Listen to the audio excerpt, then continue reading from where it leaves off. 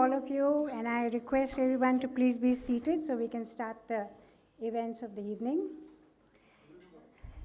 It may seem a little unusual for a co-author to be the MC, but nothing like doing the presentation oneself, right?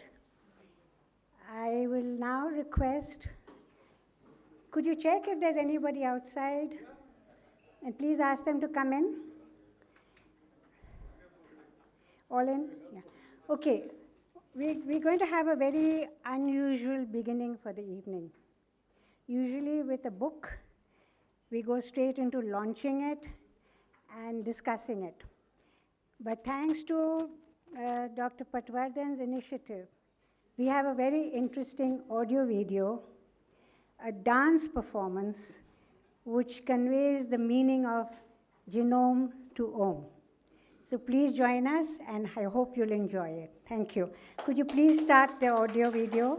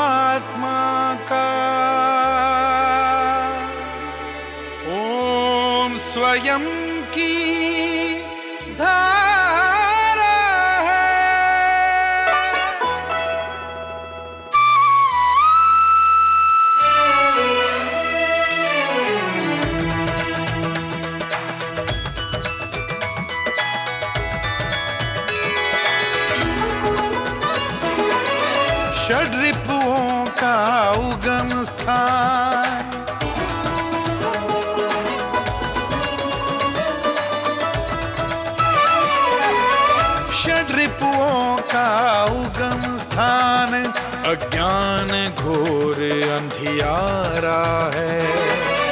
षड्रिपुओं का उगम स्थान अज्ञान घोर अंधियारा है। जागृत कर दे और सुहानी, जागृत कर दे।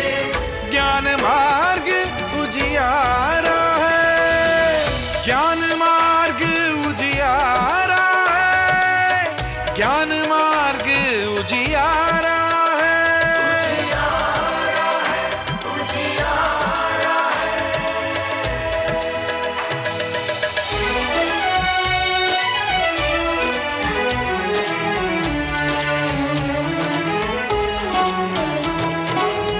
मार्ग चेतना का ले जाए, कहते हैं अध्यात्म उसे। मार्ग अगर हो जड़ का तो फिर कहते हैं विज्ञान उसे।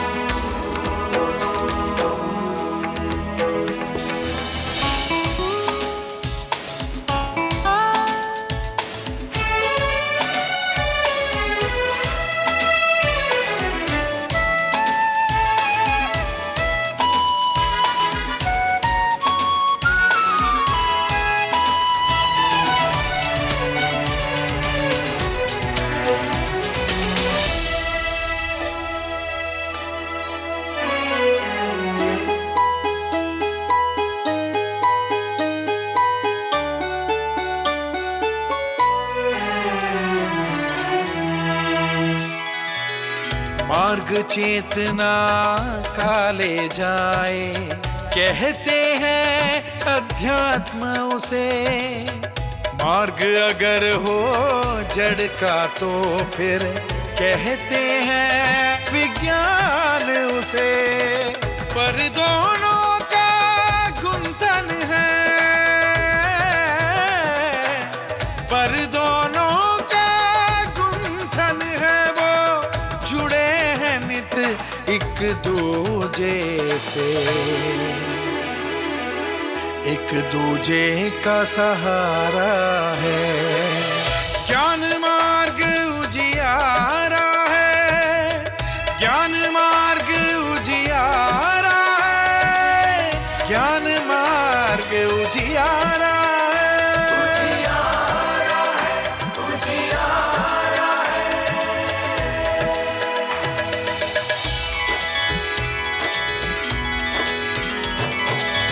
जो है भीतर वो है बाहर, पिंड में ही ब्रह्मांड बसा है। अगर तुमने जाना है खुद को तो तुमने सब जान लिया है।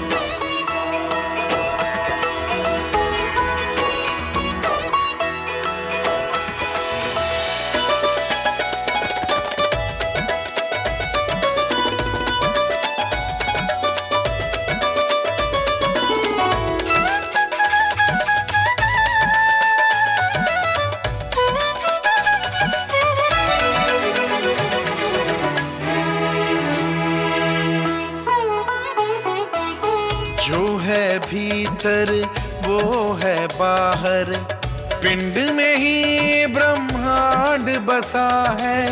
अगर तुमने जाना है खुद को तो तुमने सब जान लिया है। चेतन ने जाना परमात्मा, चेतन ने जाना परमात्मा, जड़ ने परमाणु जाना है। जो परमोच्च सहारा है, ज्ञान मार्ग उजियारा है, ज्ञान मार्ग उजियारा है, ज्ञान मार्ग उजियारा है, उजियारा है। कर विज्ञान से आगे जाए,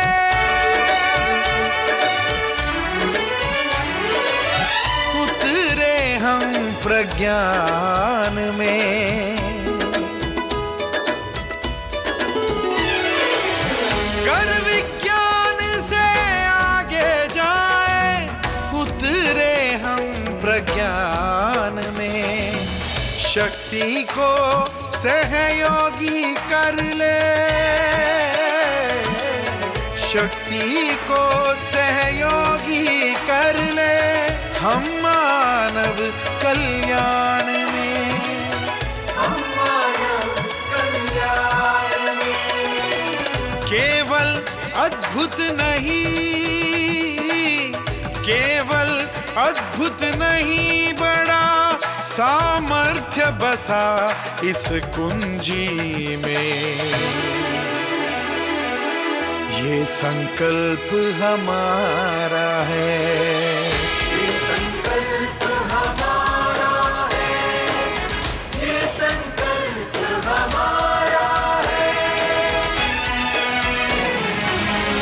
षड्रिपुओं का उगम स्थान अज्ञान घोर अंधियारा है। षड्रिपुओं का उगम स्थान अज्ञान घोर अंधियारा है। सुहानी जागृत कर दे, और सुहानी जागृत कर दे। ज्ञान मार्ग उजियारा है, ज्ञान मार्ग उजियारा है, ज्ञान मार्ग उजियारा है।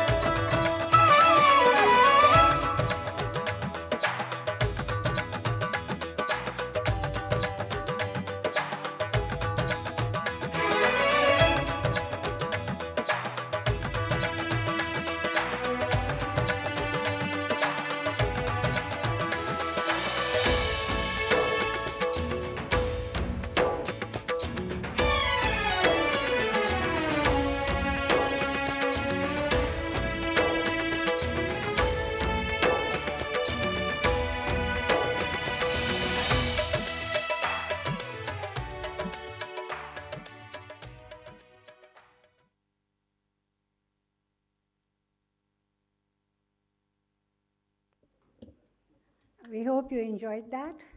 So in essence, that is what Genome to Om is all about. I now request Dr. Bhushan Patwardhan to escort up esteemed panelists to the dais.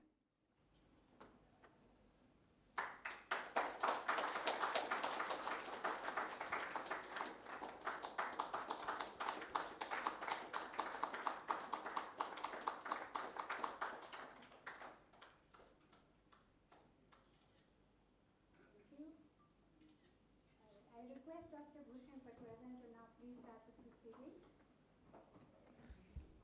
Thank you, Induji, for that very warm welcome, and I hope you have enjoyed this creation. Although I am coming from science discipline, I always believe that science is incomplete unless it works with arts and social science. So I wanted this book to be expressed by art performance. And so Swarupa Udgi, classical dance, they created this. Shankar Mahadevan has a blessed voice, so that's a wonderful creation. That is what all the book is about. You know. This book was brewing in mind for last 21 years. When I was working in a lab, my own work, I'm a biochemist, my own work at that time was understanding the genetic basis of Ayurvedic concept of Prakriti, Vata, Pitta, Kapha. And now a new discipline has emerged, which is known as Ayurgenomics. So a small idea from our own heritage, you can really evolve into a very major leadership initiative in sciences also. We said that if science fictions of yesterday can become tomorrow's reality. When Star Wars started, nobody believed that what Elon Musk is doing is possible.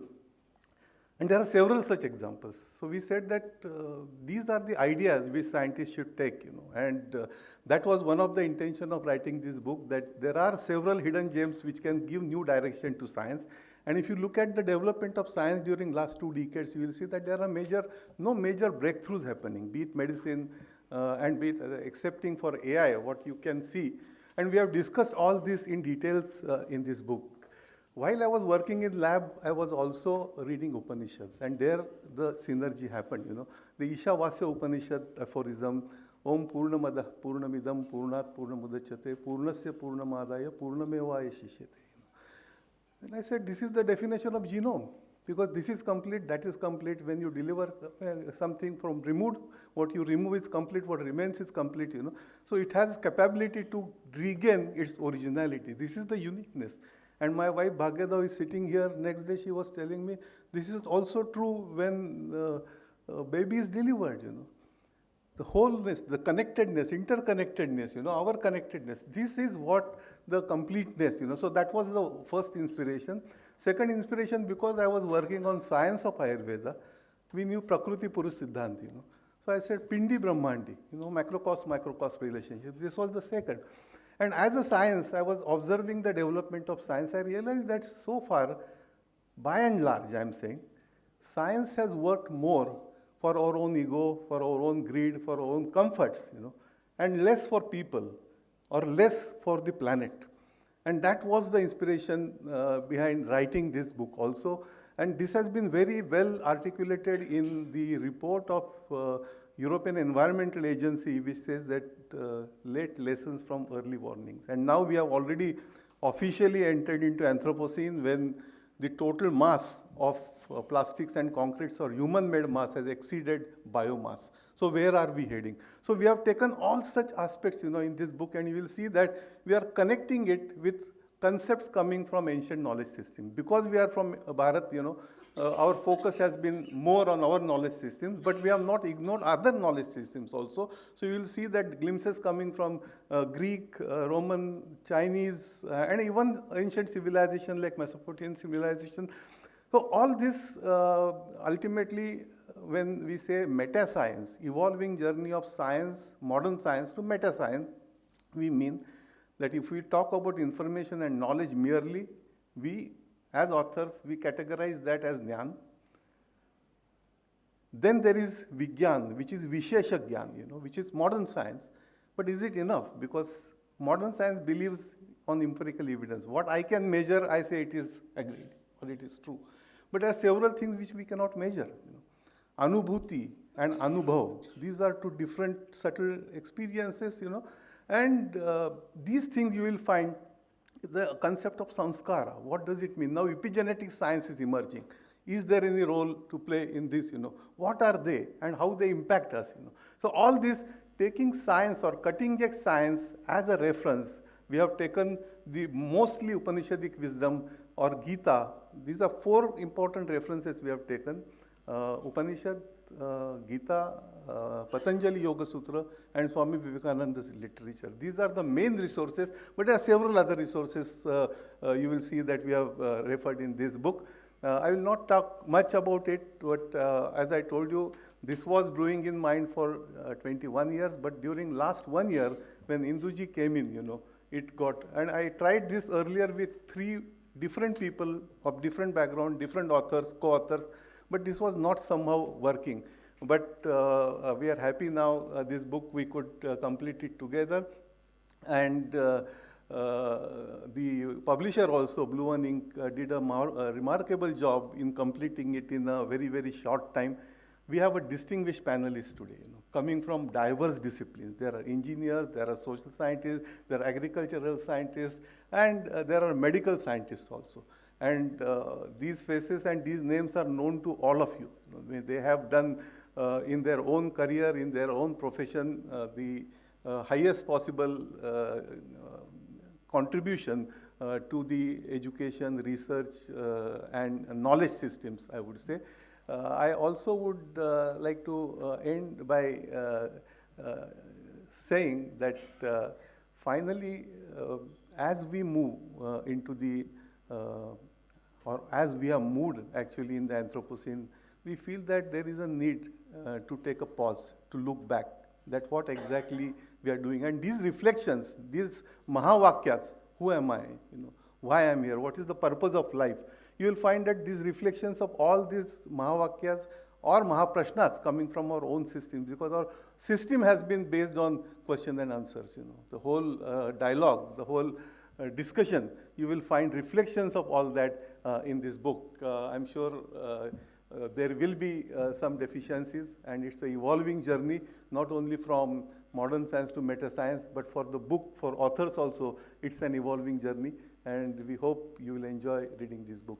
Namaskar, Jai Hind. Thank you.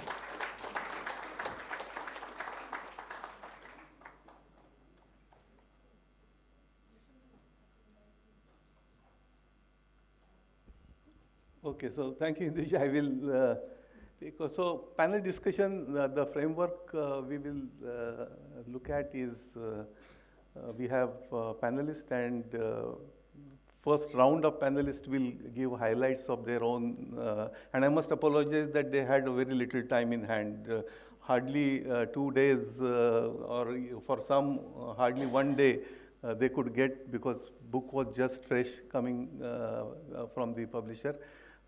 Press, and so sorry for that, panelists, but I would like to first invite Professor Anil Sahasrabudhe, who also has given endorsement for this book.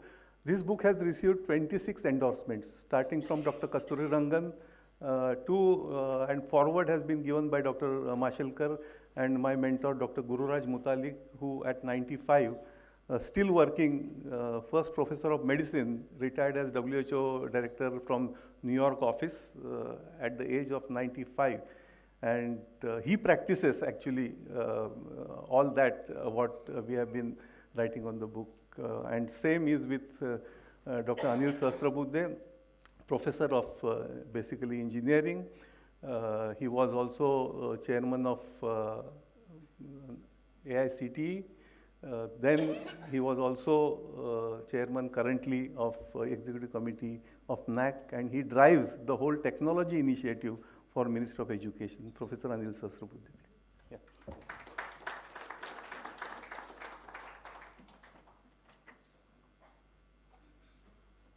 Sabhi ko namaskar. Very good evening to all of you. Professor Bhushan Patwardhan and Indu Ramchandani have done a marvelous job. It's a magnum opus, a revelatory work which has spanned over, as he rightly said, 21 years. Not a small number, 21 long years to produce this book, and is meant for the 21st century India and the world. I think I just brushed through the book, didn't have enough time to read carefully every aspect, but nevertheless, two important things which are the outcome of this book are, first thing, it gives entire history of science itself, starting from 16th century when the 17th century industrial revolution began, lot of activities in science, physics, chemistry, biology, mathematics, all of those. And then how these developments are taking shape based on experiential learning and also based on experiments, how different theorems, theories have come, and what has been happening today in terms of problems to this planet, be it in terms of the questioning the sustainability itself, whether it is in terms of energy, whether it is in terms of water, whether it is in terms of all of these issues which we are facing today are part of this.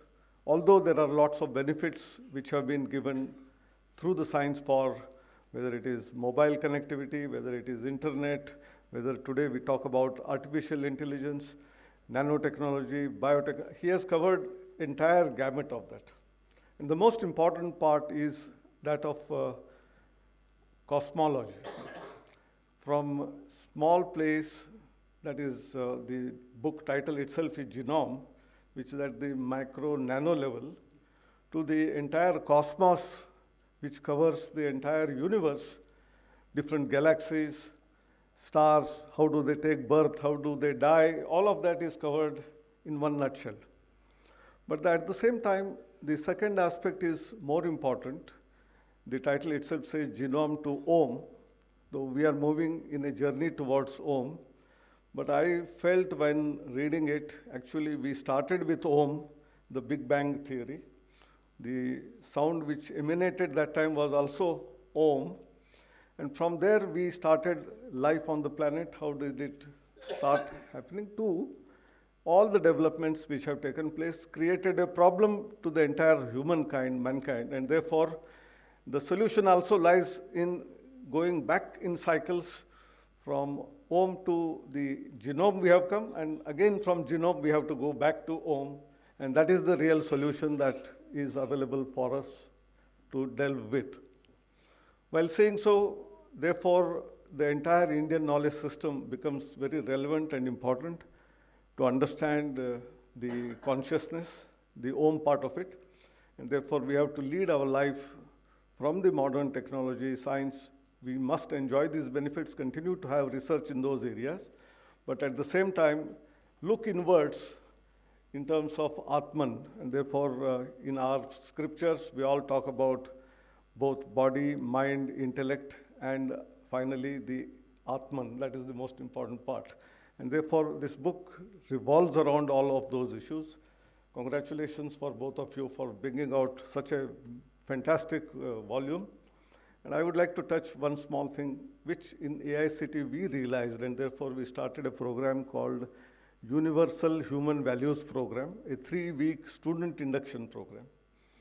I was reflecting while looking at this book that this book can become a standard textbook for that course, because it carries all those values which we are talking about and how we have to deal with human to human, human to animals, and not only animals, plants, but also inanimate objects. And that is the Indian wisdom. We respected not only human to human interactions and human beings, but also beyond Homo sapiens to all other forms of life, that is animals and plants. We pray them, and also inanimate objects. But here, when we talk about genome, I had another reflection that we talk about genome, each one has its own genome sequence, whether it is human beings or different animals or plants. We assume that the non-animate metals, they may not have, but they have also some structure comprising of atoms, neutrons, protons, and their characteristic is each one of them different from each other. I think that is their genome. So we are moving from genome to Om. Thank you very much for inviting. It was wonderful reading this book. Thank you. Thank you, sir. Very well captured. The consciousness-related research, what you talked about, has become one of the most important globally. In India, it may not be that intensive, but top universities in the world are undertaking research in consciousness. There are several things which today's modern science really is trying to understand. And one such is what is mind.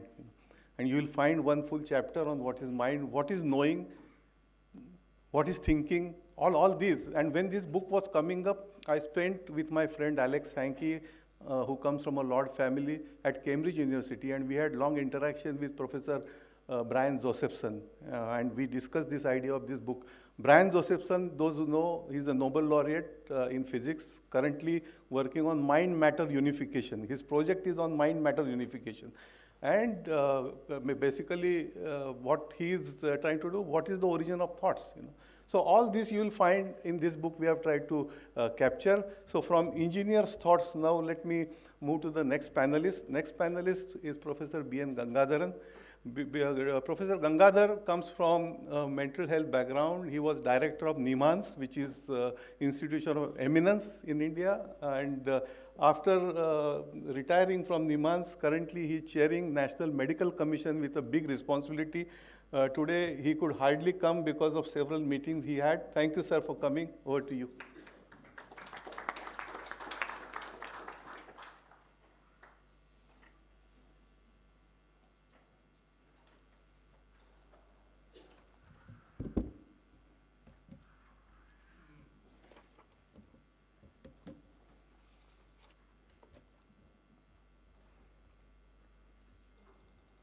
सच्चिदानंदरूपाय नमोस्तु परमात्मने ज्योतिर्मयस्वरूपाय विश्वमांगल्यमूर्तये. Bhushan ji, you couldn't have chosen a better day than this. 1893, on this day, Swami Vivekananda spoke in the Chicago auditorium, and that was the game changer in terms of people paying attention from a material world to the spiritual world. And the spiritual practices, of course, our land is a spiritual land. We all,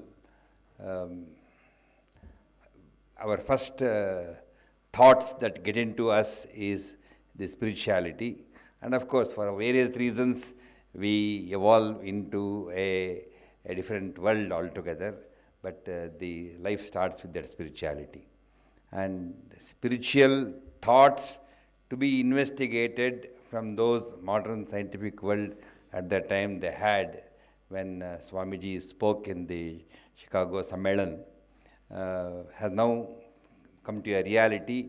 People are trying to. I'm not being arrogant that we have really understood from the science point of view what spirituality means, but nonetheless, we are all making earnest attempt, and I'm sure the thoughts provoked by Bhushan ji will be will give impetus to those who may be researching in this area. Having come from the background of mental health and the concept of spiritual thought and how we are going to be using it in terms of helping the people who are psychiatrically ill. Mind you, for a long time I only thought or only action plan, that was my bread and butter though, without that I wouldn't have been fed, is to treat people who are ill. I never thought about whether I would be well, whether all of us can move from merely treating that illness to promoting that wellness in all of us. It was not something that ever came to my mind because the focus was to treat patients, and if you don't treat them, you wouldn't get your salary. But nonetheless, in that process, the roots were there to think about spiritual dimension, and I must say, very inadvertently, I got into this movement of investigating the role of spiritual practices with respect to healing those mental illnesses. And one of the tool that, of course, this is the toolkit that I used was the yoga. Yoga, in terms of its application into mental illness, was something that attracted me, and perhaps it was a spiritual or a divine decision made by somebody else that I should be looking into the applications of yoga. And while going more and more into it, I realized that there are several things, as Swami Vivekananda said, you could be the master of yourself. That Raja Yoga which he spoke about, and how I can harness my own self by myself. And it is indeed possible, it is not that it is not possible.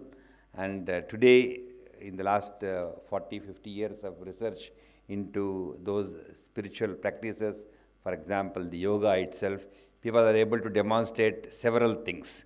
And that is not the purpose which I am here to tell what yoga does, but I think we are all slowly gravitating to those points where now we can reasonably, confidently say that there is perhaps some understanding of the spirituality, the Paramatma, but obviously not as much as all of us might boast of. Dr. Bhushan Patwardhan's book is one aspect of what we all learn. Having seen and known him for years, he has also stimulated me to think on using those signs that we learn to understand what hitherto was being thought of merely philosophical thoughts. Thank you, sir, for inspiring me into this area. Although I was merely a physical scientist, the biological psychiatry was my attraction. And if it might surprise you that I used almost half of my career, the research was how to study electroconvulsive therapy. Electroconvulsive therapy is application of a small electrical current on the head, and it produces a seizure, and it has been used for treating psychiatric illnesses for almost now more than 80, 90 years, but it still continues to be used, and of course it is one of the most effective treatment options that psychiatrists have.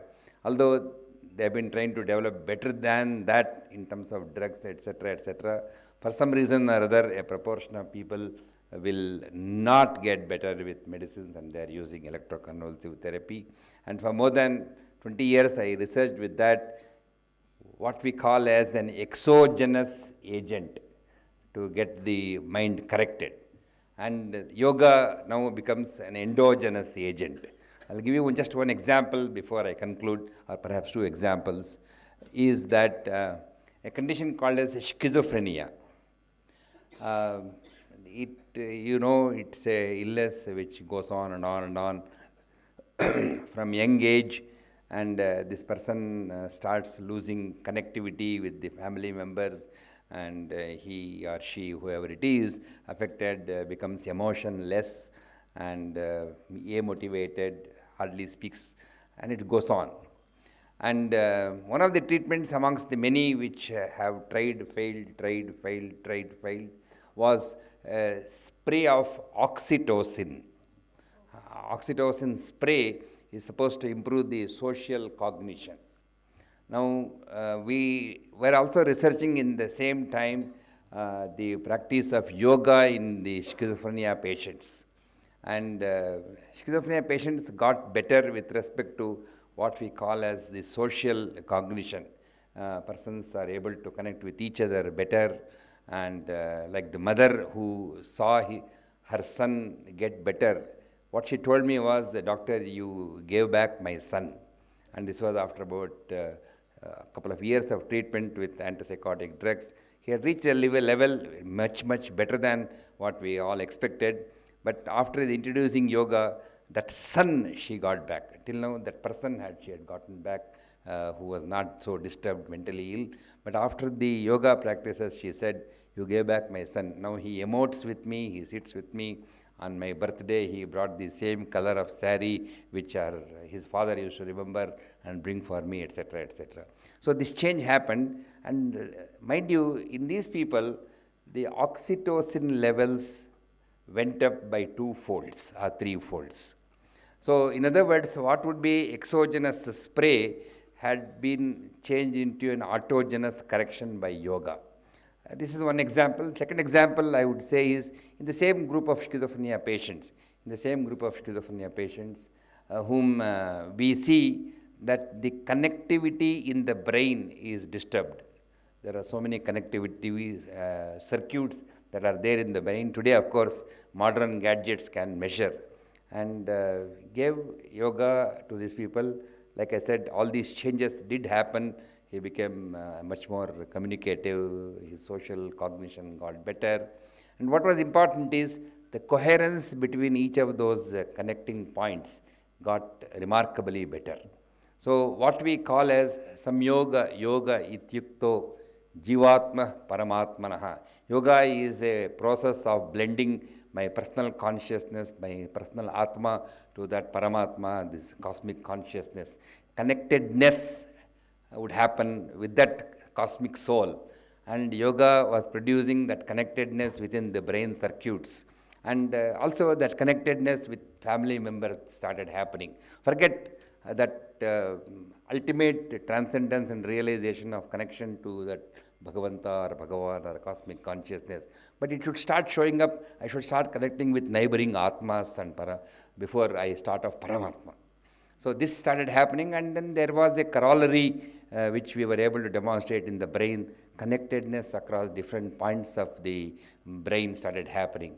Like he said, from the what would happen outside should also be happening inside. The Brahmanda should be seen within the Andanda or Pindanda or whatever you want to call it. So what was the cosmic changes that were happening or you see in the universe are happening within me, and this is one example. I can quote any number of examples that if time permits, but the fact is that we can correct ourselves, our own biology, and probably towards getting well. And if I can correct, the society can correct itself, and the society can correct, and of course the whole world gets changed. So there are several such anecdotes, examples as to how this home to genome and genome in terms of transition to a healthier and a better, a holier society is something that I would perhaps keep away from. I must congratulate you, sir, for bringing this book. And he sent me this book. By post. Very, very, very thoughtful of him. And I could, of course, glance through some chapters. Mind was an attractive chapter. Being a psychiatrist, I did go through those things. But there are other chapters are so abstract. I must confess my inability to comprehend those chapters and be able to share my comments on this. Thank you very much for getting me to this. Thank you. Thank you, sir. Very well said. And your own experiences in psychiatry. Globally now, psychiatry is moving towards integrative approach, and more yoga inclusion is happening at the top of the top hospitals in the world, not only. Like we have very distinguished panel, we also have many distinguished audience here, and my long-time friend, Padma awardee, professor of community medicine from All India Institute of Medical Sciences, Professor Pandav is also here. Thank you, Professor Pandav. Public health is one area, wherein, and Professor Kaul also, I can see him here, where we are looking for interventions in the interest of public. And these interventions need not come only for medicine, and there are several other integrative approaches which are emerging. You will see such reflections in this book with different examples. So from engineer to doctor, now I want to go to the agriculture scientist. Dr. Pankaj Mittal, although we know her as administrator, she was additional secretary at University Grants Commission. She was vice chancellor also of universities, and currently she is secretary general of Association of Indian Universities, AIU. Professor Pankaj Mittal, please.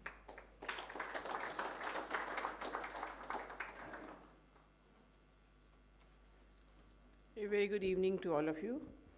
At this outset, let me congratulate Professor Bhushan Patwardhan and Dr. Induji for sort of authoring a remarkable book. And when I was going through the book, I could not go through the book fully because it was given to me just one day back. But then I was thinking, say if somebody asks me, who are you? So a person who is a lesser mortal like me, I'll say, I'm Pankaj Mittal. And then they will say, that is your name, but who are you? I'll say, I'm Secretary General with AIU. And that is your designation, but who are you? So I'll say, okay, I'm a woman, but that is your body. Who are you? So I was thinking, if somebody asked me this question, how will I answer? And when I saw his book and saw the chapters, so like, who am I? So I can discover who am I through this book. What is life? We can discover through this book. What is mind? We can discover through this book. And why I am here, what is the purpose of I being here? That is a chapter in the book. And what is the death? And after the death, and is death the end or a beginning? There is an answer in the book. So these are some of the very, very important questions which the book answers.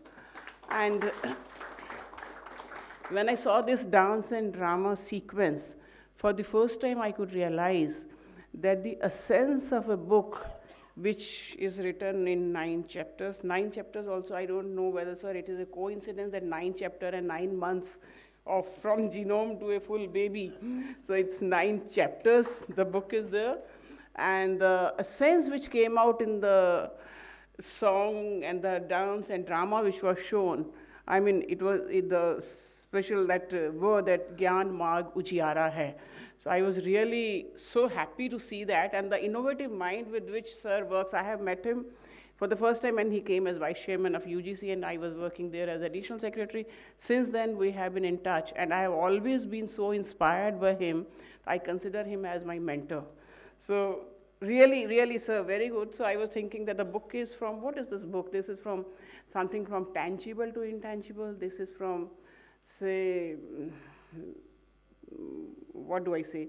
You're saying it as like modern science to meta science, but this is also from physical to spiritual. When we talk of three bodies, like stool to spiritual, and the connecting is sukshma.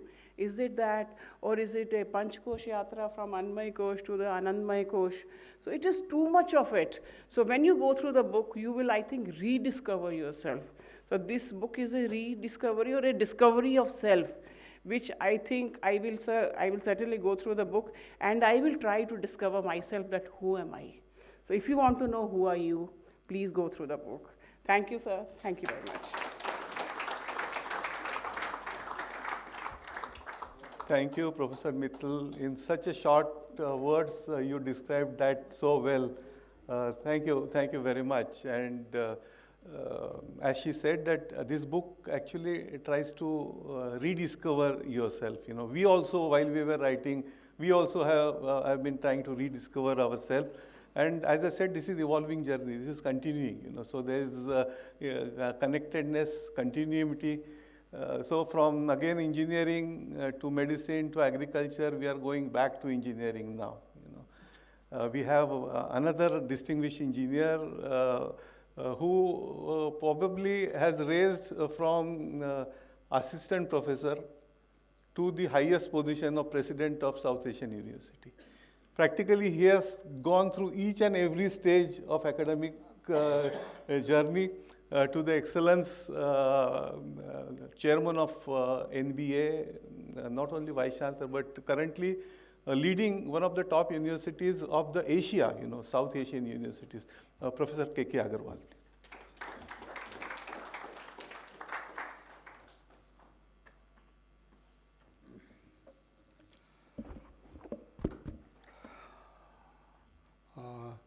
At the outset, let me congratulate Professor Bhushan Patwardhan and Induji for authoring such a great book. The book was delivered to me to my residence day before, and I was not in the town, so I could see the book only yesterday. But when I spoke to Professor Bhushan, he said, you go through summary and all that, it will do. And then he said, you can do the vertical reading of the book. Professor Bhushan, I think I would dare to correct you that this book cannot be read vertically. I mean, this is not a book which you can read vertically. It has such a depth inside that even horizontal reading in a reasonable time frame, somebody will be fortunate to understand the book. I mean, it's unlike many other books written today, this is a very deep conceptual book, and one has to appreciate that to really find out something about the book. Fortunately, when the function was planned earlier, about a month or two before, he had sent me the summary, 7-8 pages on a soft copy, which I had an access to while I was traveling. So I read through that. Friends, I really don't know how to express about this book. The closest I remember is about 20 years ago or 15 years ago, I came across a book which said the sun, the genome, and the internet. The point which that book was trying to make is, you talk about sun as a natural science, the genome as life science, and the internet as physical science. And the close parallels drawn between the three domains of science were greatly described in the book. And I find we are going a step higher than this. This is taking science to the next level, as it is. Somehow all of us in this world, I have been saying, We are all scientists in some sense, but we went on compartmentalizing the science every day of our life. We found the book of science is getting fatter and fatter. So this is physics, this is chemistry, this is life science. Then life science is becoming fatter. Okay, this is botany, this is zoology. We kept on doing that till we realized that we have made a very strong negative dent to the knowledge base of science. And then we started coming back and said, okay, biophysics, biochemistry, chemical physics, physical chemistry. I still don't understand the difference between chemical physics and physical chemistry, but we have it. So we started synthesizing the things still more as an algebraic addition rather than the conceptual transformation. I think in this book, maybe for the first time to my knowledge, the transformation has been attempted from sciences to spirituality sciences. And our ancient books have been talking about it. But to put it in the form of 9 distinct chapters, for which Dr. Pankaj talked briefly, is not very easy. I would once again congratulate Professor Bhushan and Induji and thank them. I hope that this book will be a transformative step in the knowledge domain, because see, I have been wondering many a times, we have been giving degrees for years together, degree of Doctorate of Philosophy in Electrical Engineering, degree of Doctor of Philosophy in Mathematics, degree of Doctor of Philosophy in English. And I wonder how many people really ever try to find out why we call all these degrees as Doctor of Philosophy. And I wondered about this topic, and I felt that till you become a philosopher in your subject, you are not a doctorate in the real sense of the word. That was the ultimate knowledge, which has been attempted by these 2 great authors. I remember there is an institution in the United States. If you go to them, say we want to research in physics, they say then you go to National Physics Lab. Why have you come to us? You want to do research in chemistry, okay, then you go to National Chemical Lab. It's a wonderful lab. When somebody says, I want to do something in science, but I don't know what it is, then only there's a place in that lab. And they say, we believe not in multidisciplinarity, not in transdisciplinarity, but we believe in antidisciplinarity. We want you to work in an area which cannot be confined to a discipline. And ladies and gentlemen, I think in the process of time, we lost that freedom to ourselves and our students. Confined them to the boundaries of the discipline so tightly that they neither have the time nor the intention nor the freedom to look beyond, and we are paying the price for it. When we say we have not become problem solvers because we created this situation for ourselves, I hope this will take us out. And these questions are not easy. I remember there's a book which proves 0 plus 1 is 1 in 732 pages. And the author still feels that he has not been able to do justice to this theorem. Because if you go really depth of it, what is the proof? 0 plus 1 is 1. Somebody has been telling us, we have been believing it, and that's the fine with it. So similarly, we started believing science without really going to the basis of it. And I certainly believe it's not a journey from genome to ohm.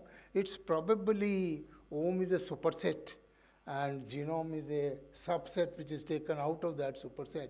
And that journey will I remember a small story. Somebody went to a chemist and says, Uncle, can you give me some toffees from the jar? He says, okay, put your hand in the jar and take the toffees. He says, no, uncle, you give it. And the chemist could not put his hand into the jar, so he took the jar and poured on the hands of the child. He says, why did you say that? He says, Uncle, मैं लेता तो इतनी सी लेता. आपको मैंने देने के लिए कहा तो आपने इतना दे दिया. So I think that takes us from genome to home. Let's go that way and make sure we are richer by the day. Thank you very much and congratulations once again. Thank you, Professor Agarwal. So nicely said, the disciplinarity, what he talked about, is so true. Earlier days, even degree in chemistry used to be Bachelor of Arts. Chemistry, physics, Bachelor of Arts. Then we evolved into various disciplines, fragmented. Now systems biology has come, which is uniting biology, and systems theories have come. So this movement is talking about, when this book was considered, the first name of the book was Home to Genome. As it was evolving, I realized that this is a wrong trajectory which I am projecting. Home to Genome is not the direction, and therefore it was reversed. Genome should go back to home. This means that modern science needs to really take back a seat and think what they can do for the betterment of the well-being, for the universal well-being. And that's what this book, the last chapter, talks about, how we can not only evolve from modern science to meta-science, but also from current society to meta-society, and how that path, what we call it as home way, what it is. So all that is captured in this book. While I was working in the lab, like I read Ishavasya, I also read Taittiriya Upanishad, which says Prajnanam Brahmaha. And I asked this question, what is this Prajnanam? And that searching question actually led to most of. So this Prajnanam Brahma also forms one of the inspiration for this book, like Pindi Brahmandi or Purnam aphorism, Prajnanam Brahma. Another is, what is Para and Apara Vidya? What is the difference between them? So all these things you will find discussed in a very modern way. This is a global book. This is not only limited to our country or our culture or our people. This is a global book. So that agnostic nature you will see from our writings. We have not taken any stand. We have given you all the information which is available up to date, and we have left it to you to decide what the answers could be. Those answers, you will have to really come to those conclusions. You will have to come. So when I look back to this book, 21 years journey, I also look ahead, what is likely to happen. So that futuristic projections also you will find in this book. So thank you, Dr. Agarwal, and very well said. From engineering, we are going back to college now. Professor Haritma Chopra is leading one of the top women's college in Delhi, Maitreyi College, and the launch of this book was hosted in the international conference at her college on 4th of this month. Those who have not visited Maitreyi, I would advise you must go and see that the energy of girls, students, and also the faculty, the kind of grooming that is happening on the campus, the kind of creativity, and the same manner they conducted this launch of this book. So thank you, Dr. Haritma, for joining. Please, cheers.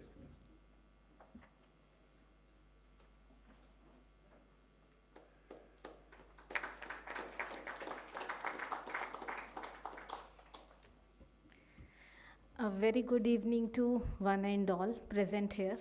It is indeed an opportunity for me. It's a moment of pride for me to present here in front of such luminaries who have been considered as the icon of academics in the country.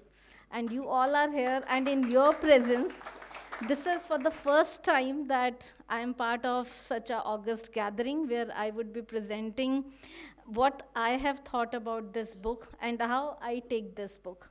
So maybe you may find it verbose because I will try to be very precise, but I cannot be as precise as our eminent scholars who are present here on the dais were, because when I looked at this book, what I would be sharing with you all is my journey with this book.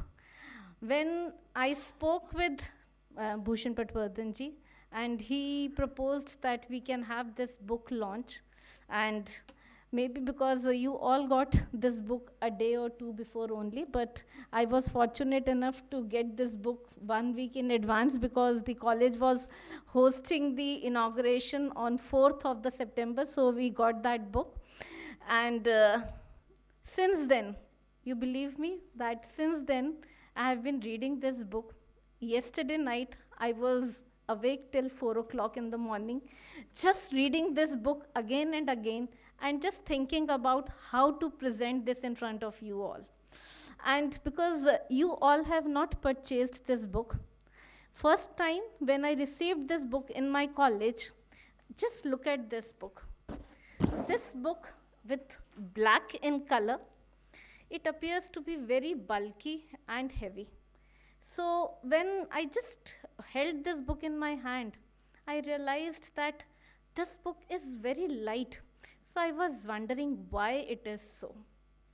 And then I just looked at the title of the book, which says Genome to Om. I was wondering that because this has been authored by Professor Bhushan Patwardhan ji, who is a renowned biochemist, and co-authored by Indu Ramchandani ji, who has written a lot in Vedic philosophy. So I was wondering, would this book be read by a scientist or a philosopher or a person who is promoting this? Then another thing that came into my mind, that as the father of library science, renowned mathematician R.S. Ranganathan ji, he stated that every book has its reader. So I just wanted to explore who would be the reader of this book. So I started my journey. As soon as I opened this book, I am sharing it like this because you all who are sitting with us, you have not seen this book. So maybe without even looking at the book, I want you all to visualize how this book looks like.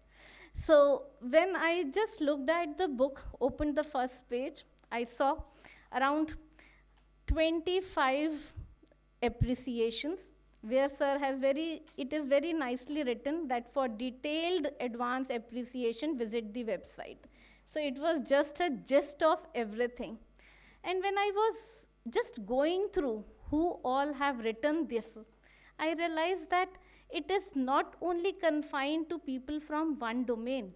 This is written by the scholars who are renowned mathematicians, who are renowned scientists, who are acclaimed Vedic philosophers, who are practicing yoga, who are practicing modern science. They are people who are practicing alternative medicine. So one thing that became very clear to me, that if everyone has written the appreciation, means this book has something to take away for each one of them, and that is why they have written such beautiful recommendation for this book. So in the next step, when I moved forward and I just looked at the content, because if you just, it comprises of 9 chapters, and as Dr. Mittal has very beautifully written that why 9 chapters, and I was sitting next to Induji, and she said, she has very rightly pointed out that there are 9 chapters because from genome to an organism, it takes, when you come on this earth, planet Earth, a human, it takes 9 months, and that is why we have written 9 chapters. So when I was looking at these chapters, so just look at the titles of these chapters. The chapter starts with Genome, the evolution and marvels of science and technology. It takes us to the world of advancements in the science and technology that are happening in the modern era. Then I was wondering that it is not just the glimpse of what is happening today. It takes us to a journey from a caveman to an Anthropocene. So how we started, and every time it talks about the human resilience and how a human has a quest for knowledge and how they are evolving themselves. So this journey has been very beautifully incorporated in the first chapter. So when I was reading this, I was wondering that would this attract the attention of only scientists to know about what is happening? It is a very good book, which will attract the attention of any historian who would like to understand the history of science. So from Stone Age to modern era, how science has evolved. And it poses one very important question also, that when the science has evolved, why this evolution has occurred? It has occurred because we all have been looking for one thing. We want to make our lives more comfortable. We want to make everything so easily available to us. And why we are doing so? Maybe because the ultimate aim, ultimate goal is to be happy. Now, this chapter poses a question. Are we actually happy by having these modern advancements, these gadgets around us? Does these things make us happy? This is a question. So, these advancements, can these advancements would always be for our benefit? Or these advancements, if not taken in the right spirit, can this be a misuse to the humanity at large? And this is how we move to the second chapter. So when I was just going through this book, I realized that these chapters are interconnected. Every chapter poses some questions, and that question compels you to read the next chapter. So I just wanted to understand that when so much of advancement has occurred, we know that how biotechnology, genetically modified crops, then we talk about machine learning, so many things. Now with ChatGPT, I always wonder, I always tell my students that with ChatGPT, writing a project has become such a simple task for you all in the, so is this the right way of using this technology? Are you getting the knowledge which is the need of this hour? So when I was wondering, then I moved towards the second chapter. And this second chapter is the science and technology, the perils of misuse. When I was reading this chapter, I realized that yes, we had never thought, and I'm sure that you all would be in agreement with me, that there is hardly any house, at least in India, where our mornings do not start with taking a medicine, a tablet. Somebody is having a problem of thyroid, somebody is having a problem of acidity. So every home, we begin our day with one medicine. So is this the kind of happiness we were looking for? And when we were going through this, why it has happened, why it has been misused. And at every home, when we talk about, you have very rightly mentioned that it talks about the nexus of doctors, then hospitals, then pathology tests, then we talk about insurances. I'm sure many of you might have experienced these things, because when you go for any medical facility in any hospital, and if that hospital is, if you are getting a facility which is given by the government, then they have their packages. If something that can be cured in one day, they always give a package of 3 days that you have to stay in the hospital for 3 days to get this surgery done, because you are under some medical scheme. So I was wondering that medical advancements are there, but these advancement has opened up the greed, and there is no limit to greed. So what we need to do is really we need to understand. And when we talk about the other scenarios, the number of cancer cases that are increasing day by day, we always wonder that when we talk about good health, or when we talk about food security, is this food security at the cost of human health? So this poses another question. So when this question, I just wanted to look into the answer for this question, then I moved to the chapter number 3, which talks about, because it says that the way things are happening, there is a need to turn around.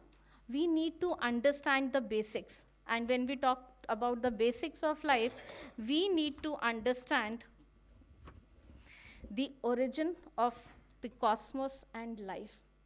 And this particular chapter has very beautifully talked about how life existed, how universe existed, how did life, how did planet, everything come into existence. And when we were going through these, every time it is posing some questions, where when we talk about food security, do we need to make certain changes? Because it is always coming with some suggestions also. And when it talks about the suggestions, it says that do we need to come up with, we need to change our agricultural practices? Do we need to come up with more stringent rules that the security, the well-being of the individual is always at the prime and nothing can be compromised over that? So very beautifully, then it talks about, and in fact, I have marked few pages also in the book, where on page number 121, there is a small hymn of creation, which is written by Swami Vivekananda. It is very beautifully written. So please, when you grab a copy of this book, do read this, and you will really enjoy this. And when we were moving forward from cosmos, as Dr. Mittal very swiftly, she answered so many questions by just posing those questions to herself, that who am I?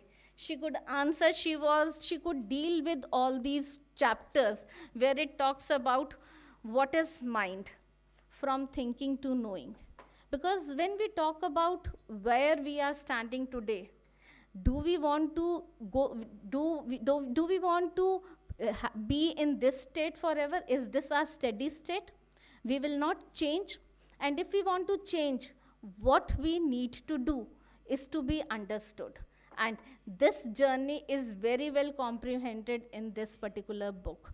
And when today in the morning, I was reading the chapter on what is the mind, from thinking to knowing. And I just got a call from my son. He's pursuing his PhD program from MIT. He's in Boston. And he's a computer scientist working in the space of machine learning. So I just asked him, he asked me, Mama, what are you doing? I said, I'm reading this book. Can you define how do you perceive brain and mind? Without taking a minute, he said, Mummy, when I think of brain, I'll say that this is the hardware, and mind is nothing but the software. So when you are reading this book, he simply smiled and he said, the essence of this book, let me share with you. The essence is, because whatever is happening around us, right, is driven by our mind. So this is a software which is in my hand. So if I can program it properly, then the brain will function in that manner only. So it's very simple, Mummy. If you are doing this, so attaining spirituality, talking about Om, is nothing but by designing a good software, and this is what we need to do, and rest everything can be channelized and it can be materialized. So I was so happy and impressed the way he compiled the entire book in one sentence by distinguish between a hardware and a software. So I was wondering that he asked me that, okay, this book seems to be a very good book, and he has the habit of, generally whenever he goes back to US, he always carries some gifts. So he has told me to keep some copies for me, because this time when I go back, I will be gifting this book only as a souvenir from India to the Western world. So And I'm very happy to share because the concept of chakras, the concept of human health, well-being, how it is being monitored, these are the concept, this is the knowledge which was acquired in this part of the world, but somehow we missed it. We did not take it in a proper spirit. Maybe the situation was such, but the West is always looking at it. And Sir has very beautifully done the comparison of Western culture, when we talk about different civilizations, the Vedic philosophy, and every time the conclusion that comes is that even the Western culture is indirectly, some or the other way, was influenced by the Vedic philosophy. So it is the root, the basis of any existence on this earth is the Vedic philosophy, which we have to propagate and which we have to carry forward. And this book delivers the same thing very beautifully. I know that I'm taking very long, but I thought that since I have read this book, I will not lose this opportunity to speak in front of you all. And then talking about peace of mind, maybe some discussion, so I will quickly run through this. But when I was reading this book, another thing, because as in the beginning I said that who would be the reader of this book? So when I was reading this book, I could see that all these chapters are very well connected with another. And these chapters, at the end of every chapter, there is one question. And this universal connectedness, this is what we have been talking about, and this is what we want to promote through this book. And this has been very beautifully transmitted, the way it is being reflected, the way this book has been written. So I was wondering that would this be a book for an agriculturalist? Would this be a book which would be admired by a sociologist, by an anthropologist, by an industrialist, so every person, whosoever may be, would like to have this book as a treasure in his or her library. So I was saying that generally we say that every book has a reader, but for this book, I can say with confidence that every reader will have this book as a pride possession in the library. So when I was going through all these books, maybe you can see that I have written so much. I'm ready with a book review also, because I was wondering how to write. But when I was going through this, every chapter made me do the introspection. And one thing which emerged very well is that this book beautifully talks about the concept of interdisciplinarity, multidisciplinarity. It is a very secular book, which is talking about giving due respect to all religions, all beliefs. It talks about how how diversity is there and how this diversity can be culminated into unity.